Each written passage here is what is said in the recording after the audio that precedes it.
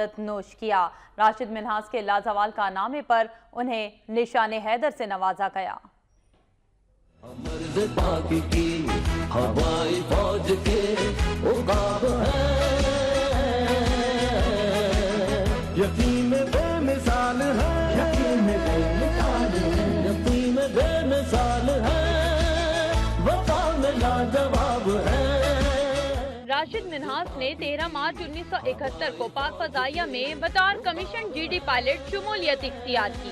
20 اگست 1971 کو T-33 trainer کی پرواز میں فلائٹ لیفٹیننٹ مطیع الرحمان بھی ان کے ساتھ سوار ہوا۔ مطیع نے اپنے مذموم مقاصد کے لیے نوجوان پائلٹ پر ضرب لگائی اور طیارے کا رخ بھارت کی جانب موڑ دیا۔ راشد منہاس نے PAF مسرور بیس کو طیارے کے اغوا کے بارے میں آگاہ کیا۔ راشد اور مطیع کے درمیان جھڑپ شروع ہو گئی اور شہید پائلٹ نے مطیع کو اس کے مذموم مقاصد میں کامیاب نہ ہونے دیا اور طیارہ بھارت کی سرحد سے 40 کلومیٹر کے فاصلے پر زمین سے ٹکرا دیا۔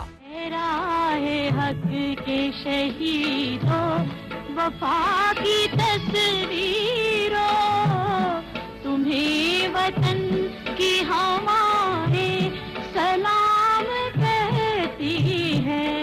راشد منہاس کی عظیم قربانی کے صلے میں انہیں نشان حیدر سے نوازا گیا۔ قوم کے بہادر سپوت نے دھرتی ماں پر اپنی جان قربان کر کے دشمنوں کو واضح پیغام دے دیا کہ جب تک اس ملک میں راشد منہاس شہید جیسے بہادر موجود ہیں، دشمن اس کی جانب میلی آنکھ سے دیکھنے کی جرت نہیں کر سکتا۔ سورج